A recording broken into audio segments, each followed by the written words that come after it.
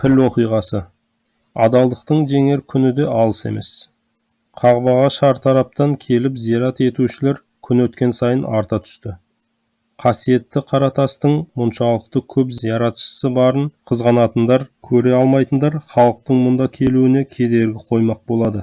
Сондайлардың бірі Хабаш, Эфиопия сұлтанының қарамағындағы Йемен әкімі Абраха Әшрам еді. Абраха Қағбаға келушілердің санын азайту мақсатымен Византия императорының көмегімен алдымен Сана қаласында Кулейс деп аталатын шіркеу салдырады. Алтынмен аптап, күміспен күптеп, дүниенің түкпір-түкпірінен асыл тастар алдырып безендіреді.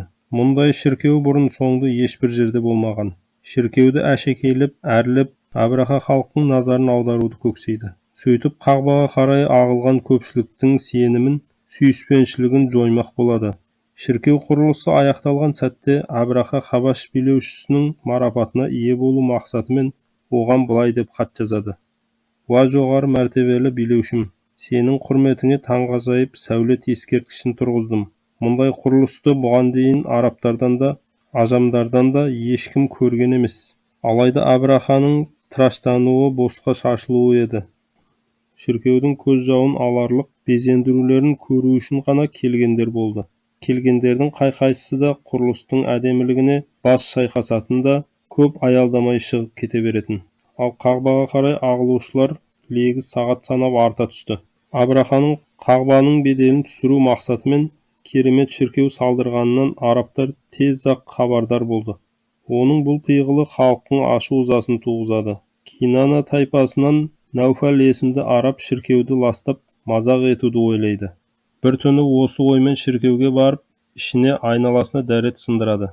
Ертеңгісін болған жағдайды естіп білген Абраха ашуланып, арабтарға осы қарсыласқан, Қағбаның күлін көкке ұшырмасам ба дейді.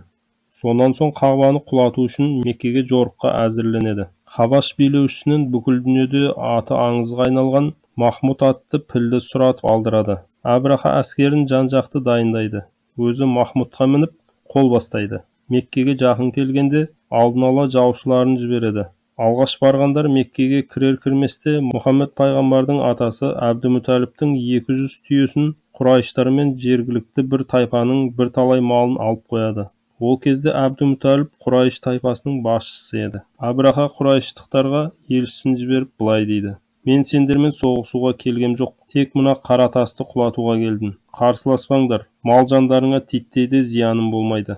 Егер Құрайыш тайпасының басшысы менімен шайқасқысы келмесе, қасыма келсін. Әбдімүтәліптің жауабы: Біз сенімен шайқасқымыз келмейтіні бір жаратқанға мәлім. Соғысатындай қарулы да емеспіз. Қағба Алланың үйі, оны қиратамын деу бос әурешілік. Оны бір Алланың өзі қорғамаса, біз де оны қорғайтындай, Абрахаға қарсы тұратындай күшті жоқ. Осылай деген соң, Әбдімүтәліп келген елшімен ілесіп Абрахаға барады.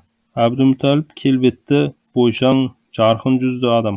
Оны бір көргеннен-ақ күліп қарсы алып, амандық саулық сұрасқан соң, не тілегің бар, деді Абраха. Әбдімүтәліп әскерлерің 200 түйемді алып кеткен екен, соны қайтарсаң дейді. Абрахаға бұл жауап ұнамайды. Кекесінді түрде, сені бір көргенде арыдан ойлайтын ірі адам деп қалып едім. Мына сөзіңе қарағанда жаңылысқан болуым керек. Мен ата-бабаңнан мирас боп келе жатқан құтты дүниенің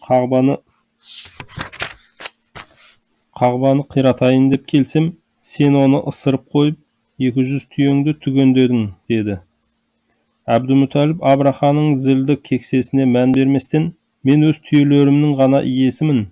Қағбаның иесі құдіретті қорғаушысы бар. Әрине оны қорғап қалады, дегенде Абраха ашуға мініп, маған қарсы келіп, оны ешкімде қорғай алмайды, деп айқайлайды. Әбдімүтәліп бұл жолы түк болмағандай, оған менің еш қатысым жоқ, дейді тағы. Абраха ақырында Әбдімүтәліптің түйелерін қайтарып береді. Әбдімүтәліп Меккеге қайтып келіп, болған оқиғаны Құрайыштықтарға баяндайды. Сонан соң қайтқан малда қайыр бар, деп 200 түйесін жаратушының жолында құрбандыққа шалмақ болып, белгі соғып қоя береді. Әбдімүтәліп Абраханың әскерлерінің зұлымдығынан сақтану үшін халқын жинап, уақытша Меккеден кетулерін талап етеді. Өзі де бірнеше адамымен бірге Қағбаға барып, есігіне сүйеніп тұрып, уа жаратқан ием, сен сақтағанды сақтайсың. Құлдарың осылайша сақтанып қорғанбақшы. Сен де өз үйіңді залымдардан қорғағайсың.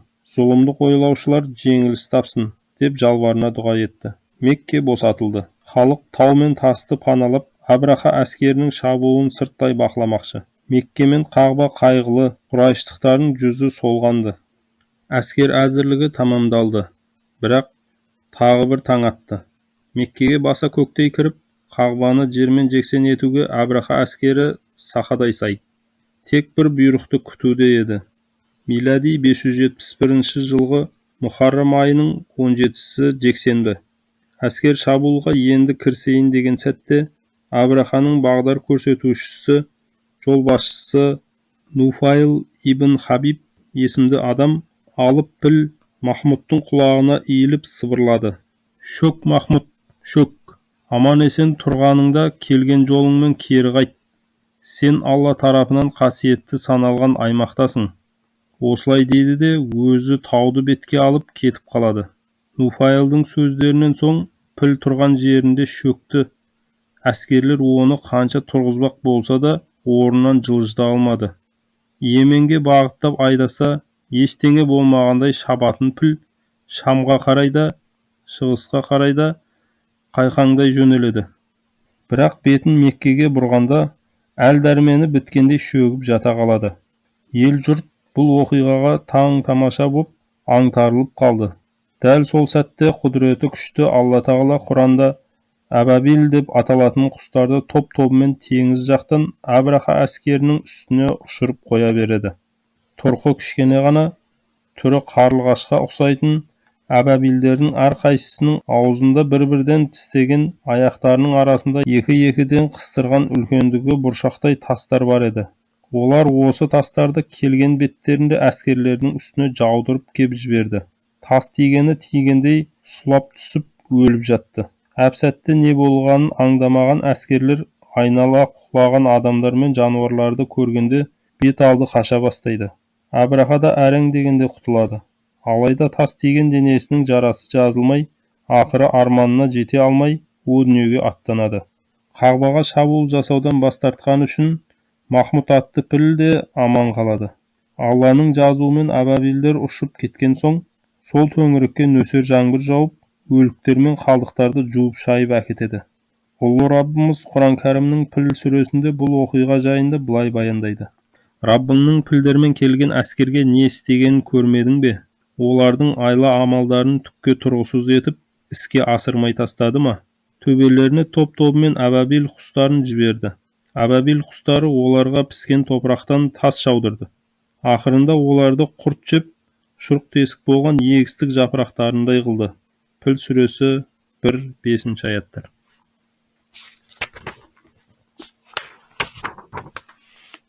Бұл оқиға ардақты пайғамбарымыздың пайғамбарлығының бір дәлелі. Әлбетте, Алла Тағала рахымы мен хикметі арқылы Хабибінің, яғни ең сүйікті құлы Әзірет Мұхаммедтің саллаллаху алейхи уассаламның құрметі үшін қасиетті мекенді Абраха әскеріне таптатпасы айтпаса да түсінікті. Міне осымен біздің бірінші бөліміміз аяқталды.